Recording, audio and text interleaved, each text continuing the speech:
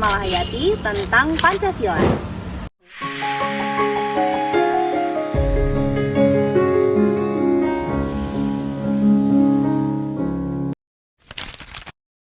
Kak, untuk tanya soal materi Pancasila nih Kak. Sebelumnya Kakak namanya siapa? Nama aku Barako Gunawartana dari Prodi Ilmu Hukum. Oke, aku mau cari Kakak nih tentang pendidikan Pancasila ya Kak. Pertanyaannya nih, menurut pandangan Kakak sebagai anak hukum, apa sih alasan yang membuat Pancasila disebut sebagai ideologi bangsa Indonesia?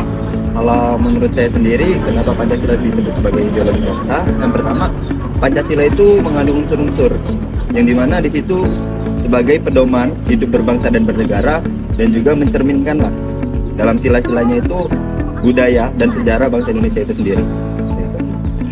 Terus dalam sistem hukum Indonesia nih Kak, bagaimana sih kedudukan Pancasila itu sendiri?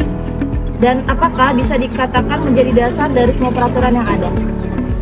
Dalam sistem hukum, Pancasila itu sendiri dia dikatakan sebagai sumber dari segala sumber hukum, ya, di mana setiap peraturan perundang-undangan, peraturan pemerintah di bawahnya itu harus sesuai dan selaras dengan nilai-nilai yang ada di dalam Pancasila itu. Oke, terima kasih Kak. Sama-sama. Jadi teman-teman, Pancasila bukan hanya dasar negara, tetapi juga pedoman moral dan arah nilai bagi kehidupan bermasyarakat. 5 Pancasila yang ada di dalamnya menjadi landasan bersikap, berpikir, dan bertindak. Ini sih Kak, sebelumnya boleh nanya-nanya nggak nih seputaran pendidikan Pancasila? Sebelumnya nama Kakak siapa nih? Aku Amel. Amel. Yaudah, langsung aja ke pertanyaan yang pertama ya Kak. Pertanyaannya, bagaimana sih menurut kamu proses lahirnya Pancasila dalam sejarah Indonesia? Apakah ada latar belakang tertentu di balik prosesnya? Pancasila lahir karena Indonesia butuh dasar yang bisa menyatukan perbedaan.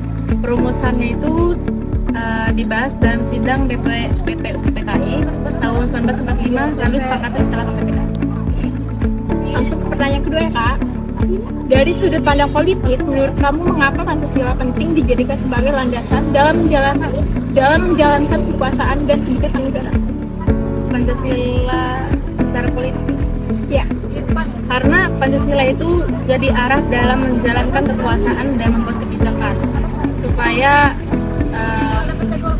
bisa lebih demokratis dan adil. Jawabannya sangat memuaskan sekali ya teman-teman. Terima kasih ya Kak atas waktu dan kesempatannya.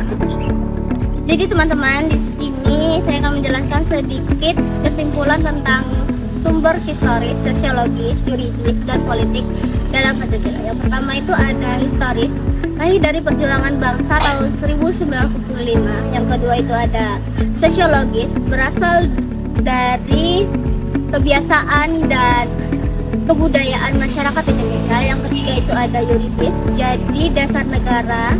Yang keempat itu ada politik, jadi pedoman pemerintah. Halo Kakak, boleh tanya-tanya nggak nih seputar dengan Pancasila?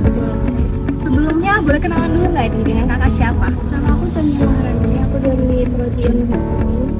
Oke, pertanyaan pertama, menurut Kakak, kenapa nih nilai-nilai dalam Pancasila bisa menyatukan masyarakat Indonesia yang sangat beragam? Tahu aku, Pancasila itu kan punya prinsip-prinsip yang universal. Bukannya itu lagi bagi budaya kita sendiri, dan mereka nggak bakal mandang golongan manapun gitu. Jawabannya sangat memuaskan ya teman-teman. Untuk lanjut nih, pertanyaan kedua. Menurut Kakak, gimana arah bangsa Indonesia jika tidak memiliki Pancasila sebagai dasar negara? Karena Pancasila itu sebagai dasar negara kita, tidak mungkin kan kita nggak berpatokan sama Pancasila ya. Kalau kita nggak matok itu di Pancasila, pasti kan kita kehilangan akal. Dan itu pasti bakal banyak konflik ideologi, tapi kita nggak bisa menyelesaikan ideologi. Benar banget teman-teman. Jawabannya sangat memuaskan ya. Sekali lagi makasih ya Tania. Jadi teman-teman, dinamika dan tantangan Pancasila. Pancasila tetap relevan di era digital, namun tantangan seperti hoax, intoleransi, serta budaya luar. Kita sebagai generasi muda harus tetap kritis, bijak dalam bermedia sosial, serta mengamalkan nilai kemanusiaan, budaya sosial dalam kehidupan sehari-hari. Halo Kakak, Kakak boleh minta waktunya sebentar nggak?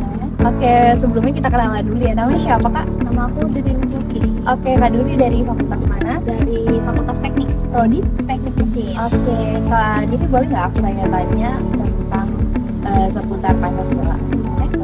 Langsung ke pertanyaan ya Kak ya.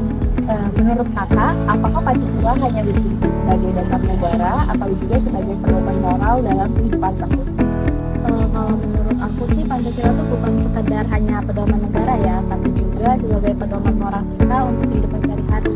Misalnya dalam kita berperilaku, contohnya kayak saling menghormati, adil, terus gotong royong. Nah, nilai-nilai itu kan biasanya kita lakuin di kehidupan sehari-hari kan, di lingkungan rumah, kampus, maupun masyarakat. Jadi menurut aku itu bukan hanya sekedar materi yang harus dihafal, tapi juga harus dipraktikkan dalam kehidupan sehari-hari. Oke, sangat informatif banget ya jawabannya. Next, pertanyaan kedua boleh Kak?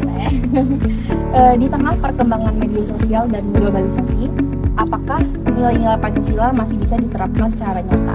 Kalau menurut aku sih masih bisa banget, justru malah makin penting ya perannya, karena sekarang kan era modern ya, jadi apa-apa kita pakai sosial media, pakai teknologi. Jadi kalau menurut aku tuh bisa kita implementasikan di sosial media, misalnya kita tuh saling menghargai, terus itu tidak saling menghina, dan juga tidak saling mengejek, terus itu menghormati apabila ada perbedaan pendapat. Terima kasih banyak ya Kak Duri, jawabannya sangat informatif sekali dan bisa sangat bisa dipelajari. Makasih Kak Duri. Jadi teman-teman, ada sedikit kesimpulan tentang esensi dan urgensi Pancasila. Pancasila itu sangat penting bagi bangsa Indonesia. Indonesia juga mempunyai 3 perbedaan, mulai dari budaya, suku, dan sampai agama. Kalau Indonesia tidak mempunyai Pancasila, negara kita bakal terpecah. Makanya Pancasila disebut identitas bangsa.